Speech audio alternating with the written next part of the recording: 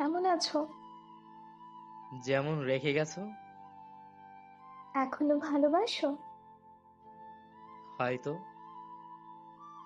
বিয়ে করনি কেন? ইচ্ছে নেই। কেন নিজেকে কষ্ট দিচ্ছ? হয়তো নিজের দোষে। এখনো সিগারেট খাও? ওইটা এখন অভ্যাস। কথা দিয়েছিলে কাউকে? কেউ একজন আমায় ছেড়ে না যাওয়ার প্রতিশ্রুতি দিয়েছিল। আমি পরিস্থিতির শিকার। তোমার স্বামী কেমন আছে? হয়তো ভালোই আছে। মানে? মারা গেছে অনেক আগেই। কিভাবে হলো? কার অ্যাক্সিডেন্টে, হঠাৎ করে। ও। হুম। কখন হলো এসব? আজ থেকে 2 বছর আগে।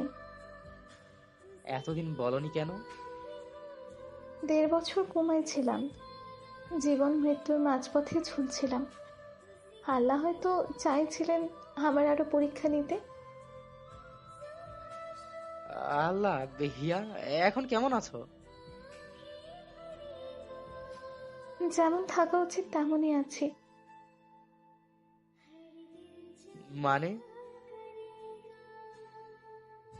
আহ কি হয়েছে তোমার? হিয়া, ঠিক করে বলো। কোথায় কষ্ট হচ্ছে? না, তেমন কিছু না। সত্যি করে বলো।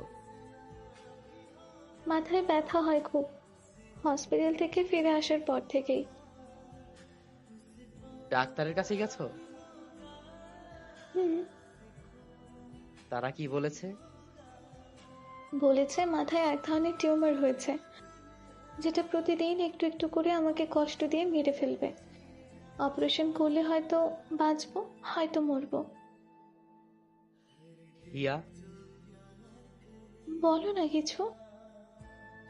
আচ্ছা, হঠাৎ যদি কারো মুখে শুনি হিয়া নামের পাগল মেয়েটা মারা গেছে, তাহলে কি করব আমি? তখন একটু কাঁদবা, একটু স্মরণ করবা। চুপ করো। এইসব উল্টাপাল্টা কথা বলো না। শোনো মিসেস হিয়া, তোমার ইচ্ছায় তোমার থেকে দূরে ছিলাম, তাই বলে ভুলে যায়নি। ভালোবাসাটাও কমেনি। তুমি আমার অক্সিজেন, যেটা ছাড়া আমি বাঁচতে পারি না। তোমার মৃত্যুর খবর পেলে আমি নিজেকেই ক্ষমা করতে পারবো